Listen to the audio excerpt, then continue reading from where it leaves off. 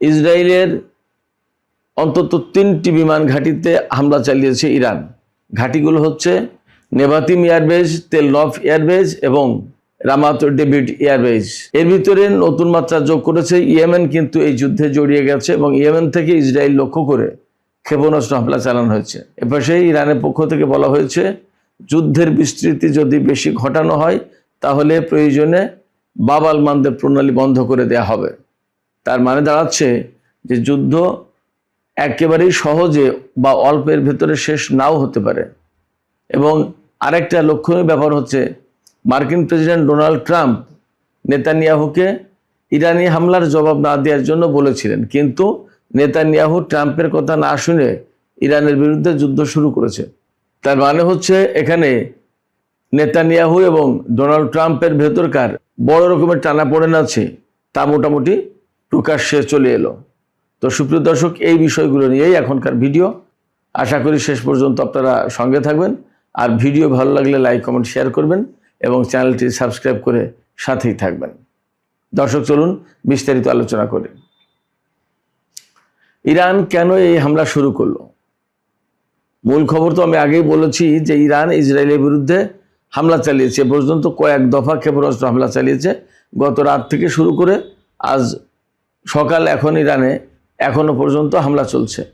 এই ভিডিও যখন করছি বাংলাদেশ টাইম 12:30, তখন ইরানে 10টা। ইরানের পক্ষ থেকে তখনও ইসরায়েলে হামলা চালানো হচ্ছে। এই হামলাটা কেন শুরু হয়েছে? এই হামলা শুরু হয়েছে ইরানের পক্ষ থেকে। তার কারণ হচ্ছে লেবাননের রাজধানী দাহিয়া এলাকায় হিজবুল্লাহর সদর দপ্তর অবস্থিত। ইরান আগেই বলে রেখেছিল যে ইসরায়েল যদি রাজধানী বৈরুতে হামলা চালায় তাহলে ইরান ইসরায়েলের বিরুদ্ধে হামলা শুরু করবে। বৈরুতে যেহেতু হিজবুল্লাহর সদর দপ্তর অবস্থিত, এবং আরেকটা বিষয় হচ্ছে যে যেহেতু আমেরিকার সাথে ইরানের যুদ্ধবিরতির যে চুক্তি হয়েছিল পাকিস্তানে, সেই চুক্তিতে লেবাননও কিন্তু অন্তর্ভুক্ত। অর্থাৎ লেবাননে ইসরায়েল হামলা চালাতে পারবে না, এটা ছিল চুক্তির শর্ত। সেই শর্ত ভেঙে ইসরায়েল কিন্তু সবসময় হামলা চালিয়েই যাচ্ছে এবং আমেরিকার পক্ষ থেকে প্রকৃতপক্ষে এ ব্যাপারে কোনো ব্যবস্থা নেওয়া হয়নি, এবং ব্যবস্থা নেওয়ার খুব কারণ আছে এমনটাও ভাবার যুক্তিযুক্ত কারণ নেই। তো যাই হোক, তো ইরান এক সপ্তাহ আগে ইসরায়েলকে একবার সতর্ক করেছিল এবং একেবারে সরাসরি ঘোষণা করেছিল। সেদিন ইসরায়েল লেবাননের রাজধানী বৈরুতের লোকজনকে সরে যাওয়ার জন্য বলেছিল যে সেখানে তারা হামলা চালাবে। তখনই ইরানের পক্ষ থেকে একদম সুস্পষ্ট ঘোষণা দেওয়া হয়, ইসরায়েল যদি লেবাননের রাজধানী বৈরুতে হামলা চালায় তাহলে আজকেই ইরান ইসরায়েলের বিরুদ্ধে হামলা শুরু করবে। এরপরে মার্কিন প্রেসিডেন্ট ডোনাল্ড ট্রাম্প নেতানিয়াহুকে ফোন করেন এবং অনেকটা ঝগড়া মতো করেন বা বকাবকি করেন। যাই হোক, সেই হামলা আর হয়নি, কিন্তু ঠিকই এক সপ্তাহ পরে গতকাল ইসরায়েলের সামরিক বাহিনী লেবাননের রাজধানী বৈরুতে, বিশেষ করে দাহিয়া এলাকায় যেখানে ইসরায়েলের সদর দপ্তর অবস্থিত, সেখানে হামলা চালিয়েছে।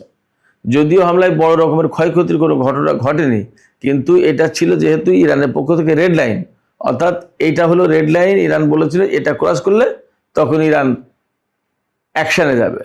সেই রেড লাইন ক্রস করার সাথে সাথেই ইরানের পক্ষ থেকে ব্যবস্থা নেওয়া হলো। এই ব্যবস্থার আওতায় প্রথমেই ইরান ইসরায়েলের বেশ কয়েকটি জায়গায় হামলা চালিয়েছে। তার ভিতরে জেরুজালেম রয়েছে, হাইফা এলাকা, বিশেষ করে ইসরায়েলের উত্তর অঞ্চলে ইরান হামলা চালিয়েছে।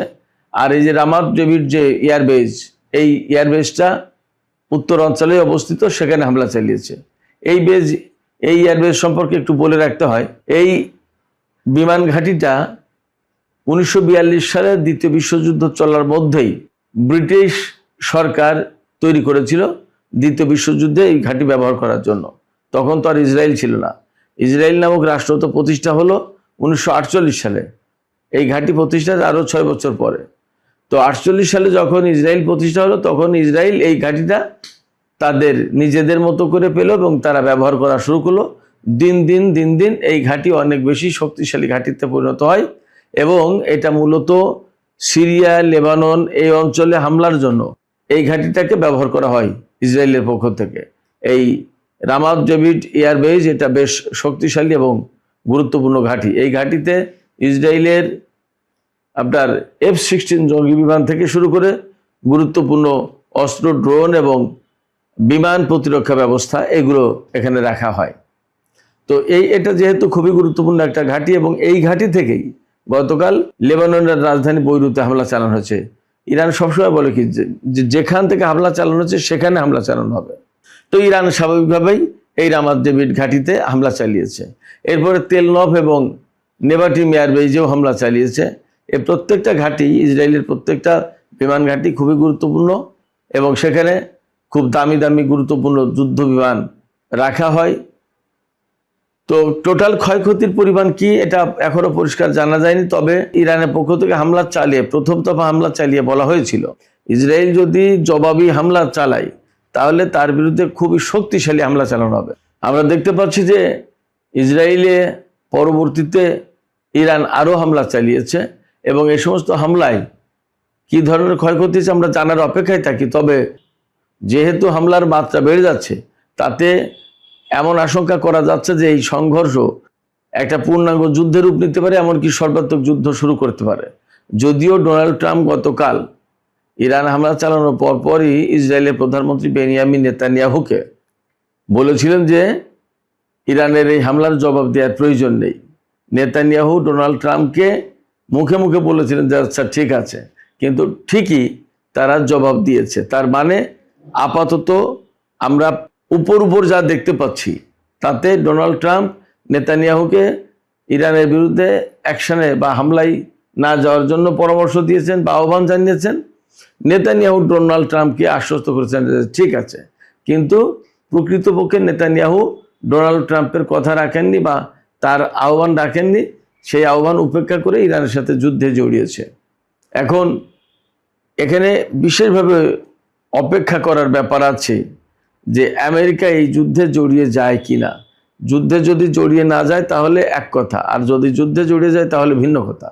এদিকে সৌদি আরবের প্রিন্স সুলতান এয়ারবেজে হামলা হয়েছে, তবে ইরান বলেছে যে তারা সৌদি আরবে কোনো হামলা চালায়নি। তাহলে পরিস্থিতি কি দাঁড়াচ্ছে? তাহলে কি ব্যাপারটা এমন হলো যে ইসরায়েলের পক্ষ থেকে সৌদি আরবের এয়ারবেজে হামলা চালিয়ে আমেরিকাকে এই যুদ্ধে জড়িয়ে ফেলার চেষ্টা করছে, এমন হলো কিনা সে প্রশ্ন কিন্তু থেকে যাচ্ছে। এদিকে এখনো পর্যন্ত ইসরায়েলের সাথে ইরানের যে যুদ্ধ হচ্ছে গত রাত থেকে যেটা শুরু হয়েছে, এর প্রেক্ষাপটে উপসাগরীয় কোনো দেশে, কুয়েত, বাহরাইন, কাতার, সংযুক্ত আরব আমিরাত, এই সমস্ত কোনো দেশে এখনো ইরানের পক্ষ থেকে এখনো পর্যন্ত কোনো হামলা চালানো হয়নি। এটা এই যুদ্ধের বিশেষ বৈশিষ্ট্য। এই দেশগুলোতে হামলা চালানোর মূল কারণ ছিল মার্কিন ঘাঁটি, অর্থাৎ মার্কিন ঘাঁটি থেকে যদি আমেরিকা ইরানের উপর হামলা চালায় তাহলে ইরানও পাল্টা জবাব দিতে এই সমস্ত দেশের মার্কিন ঘাঁটিতে হামলা চালাতো বা চালানোর জন্য হুঁশিয়ারি দিয়ে রেখেছে। কিন্তু এখনও সম্ভবত যেহেতু ইরান এই সমস্ত দেশের ঘাঁটিতে হামলা চালায়নি, তার মানে ধরে নিতে হবে বা বোঝা যাচ্ছে যে আমেরিকা এই যুদ্ধে জড়িত হয়নি। এই হামলা শুরুর পরই ইরাকি প্রতিরোধ সংগঠনগুলো একেবারে সরাসরি হুমকি দিয়ে রেখেছে যে আমেরিকা যদি ইরানের উপরে হামলা চালায় তাহলে এই অঞ্চলের মার্কিন ঘাঁটিগুলো একেবারে জ্বালিয়ে পুড়িয়ে ছারখার করে দেওয়া হবে।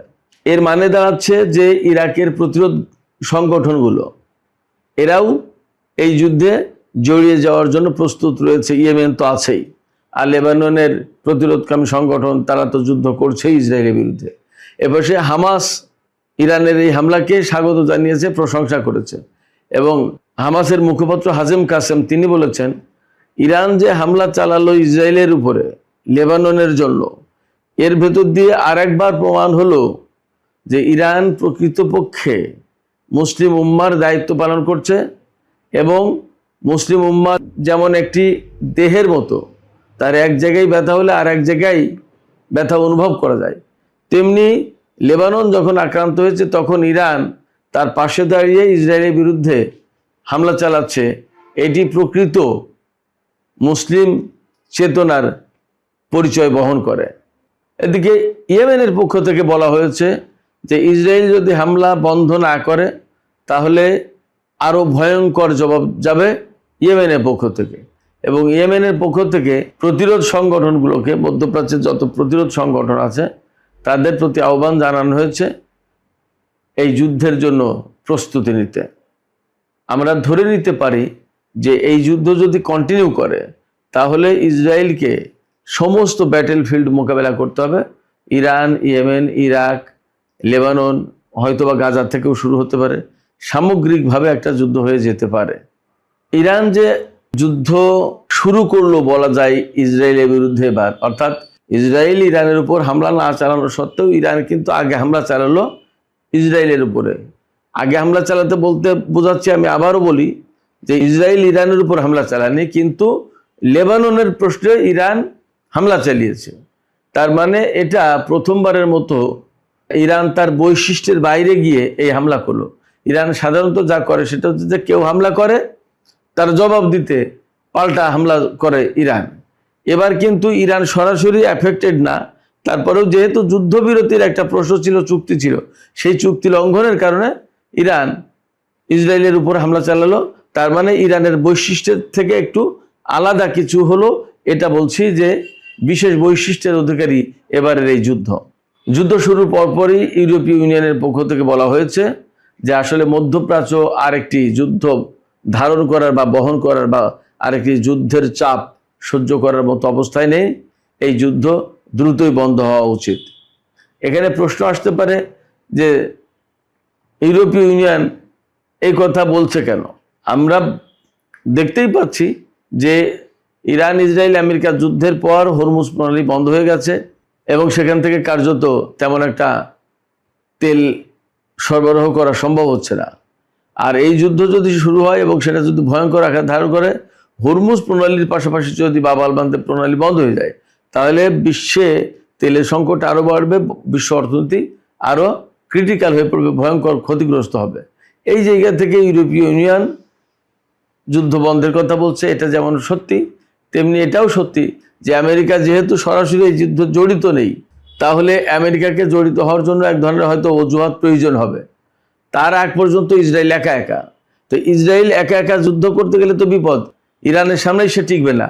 আর সেখানে হিজবুল্লাহ, হামাস, ইয়েমেনের হুতিরা, ইরাকের প্রতিরোধকামী সংগঠন আর ইরান তো থাকলোই। এতগুলোকে মোকাবেলা করা ইসরায়েলের জন্য কঠিন হবে।